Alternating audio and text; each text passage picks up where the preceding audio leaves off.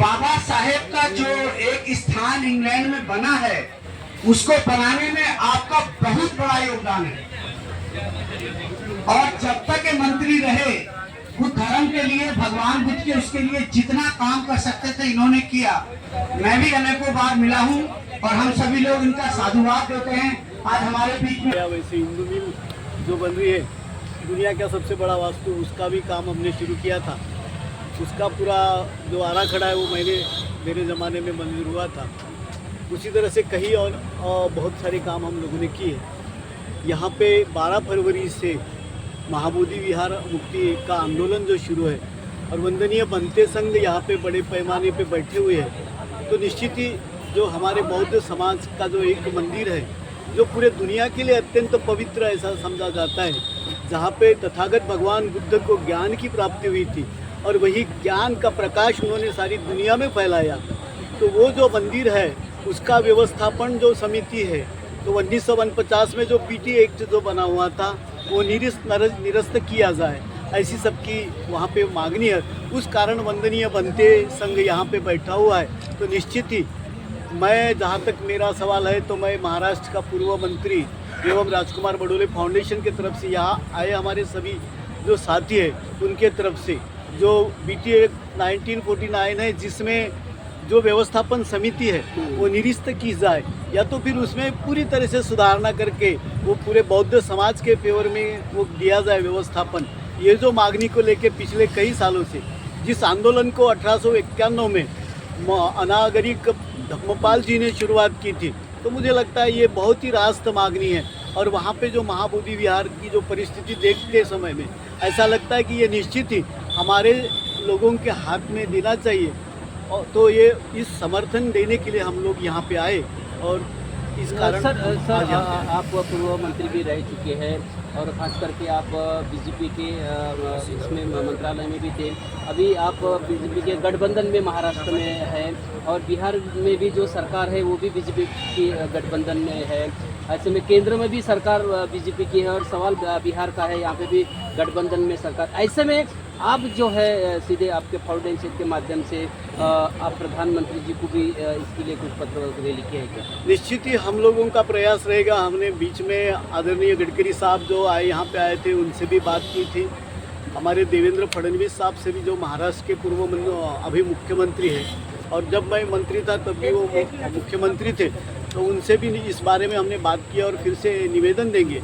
वैसे ही ये जो 1949 का बीटी एक्ट है, इस संदर्भ में ये निरस्त करने के बारे में निश्चित ही महाराष्ट्र सरकार और हम निश्चित ही पाठिंबा देंगे और देश के प्रधानमंत्री को ये बात पहुंचाने का हम निश्चित प्रयास करेंगे। आप यहाँ पर आए हैं तो यहाँ के गया के जिलाधिकारी को भी आप मिले? निश्चित ही गया के जिलाधिकारी से हमने अभी बात की थी थोड़ी देर पहले, और उन्होंने कहा कि आज थोड़ा हम बिजी है, लेकिन फिर भी आज वो बीटीएमसी में आने वाले हैं तो हमारी बात उनसे होगी। तो मैंने अभी थोड़ी देर पहले बात किया था, उन्होंने हमको कहा था कि कल आप मिलिए, देखते हैं कल मिलना होता है या तो हमारा जो निवेदन है हम उनको सौंपने वाले हैं। सरकार ने जो है यहाँ पर जो यहाँ की संस्था है और आकाश लामा जी का बैंक अकाउंट सीज किया है, जिसके कारण जो हमारे आंदोलक जो है यहाँ पे खर्चा करने की उनको मतलब थोड़ा विचार पड़ा है। तो ये बात सही है बैंक सीज करना?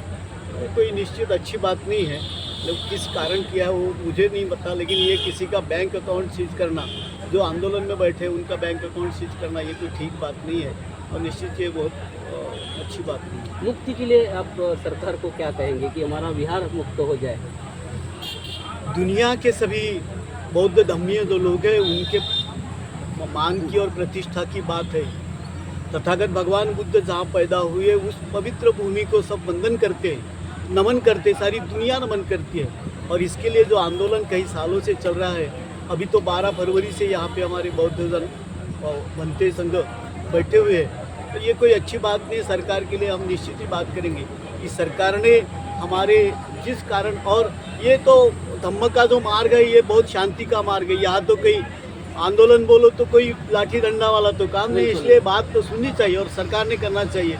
हम पूरा प्रयास करेंगे और निश्चित ही बिहार सरकार ने भी इस मामले में कार्यवाही करना चाहिए, क्योंकि इस संदर्भ में हम निश्चित ही बात करेंगे। सर क्या लगता है निश्चित रूप से जो है अभी सरकार से भी हम बात करेंगे, ऐसा पूर्व मंत्री जा रहा है आंदोलन को, लेकिन अभी तक समाधान नहीं निकल रहा है। कितनी लंबी लड़ाई लड़नी पड़ेगी? मुझे लगता है ये लड़ाई हम सब मिलकर अगर करें तो बहुत अच्छा हो जाएगा। जैसे कि अभी भी कहा कि किरण रिजिजू जो सांस्कृतिक अल्पसंख्यक मंत्री भी है, उनको भी एक संगठन मिला था, वो भी अगर सपोर्ट करते और बाकी सभी आकाश लामा जी भी मिलके आए, तो सब लोगों ने अगर मिलके करे तो निश्चित ही मुझे लगता है, क्योंकि ये बुद्ध की धरती है और यहाँ पे हमारे पंथी संघ ने बैठना ये कोई अच्छी बात नहीं, इससे मैसेज भी कोई अच्छा जाने वाला नहीं है। तो इस सर मुलाकात तो हो रही है, लेकिन बीटी एक्ट को बदलने के लिए, संशोधन करने के लिए कोई ठोस कदम नहीं उठाया जा रहा है। सरकार की तरफ से भी कोई जवाब, कोई प्रतिक्रिया नहीं दी गई है। सरकार प्रतिक्रिया देगी, हम आदरणीय केंद्रीय वो प्रधानमंत्री जी है और वहाँ तक ये सब बातें जाने वाली है। मुझे लगता है कि निश्चित ही उपाय निकलेगा। कल 2 दिन की यात्रा के बाद बिहार में पहुंचे थे सीएम नीतीश कुमार से मिलने के लिए, तमाम बनते बहुत मिले, लेकिन गृह मंत्री नहीं मिले, उनके सचिव ने जो है ज्ञापन नहीं दिया कि आवास पर पहुँचे।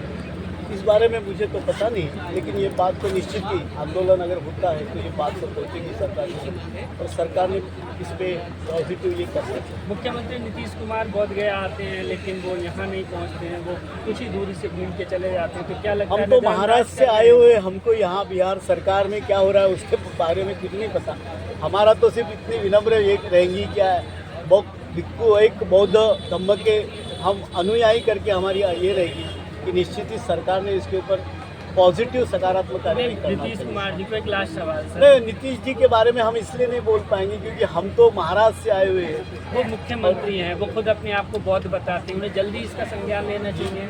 करना चाहिए, इसके ऊपर सोल्यूशन तो जल्दी निकलना चाहिए। चलो धन्यवाद। ग्रुप फोटो हो गया।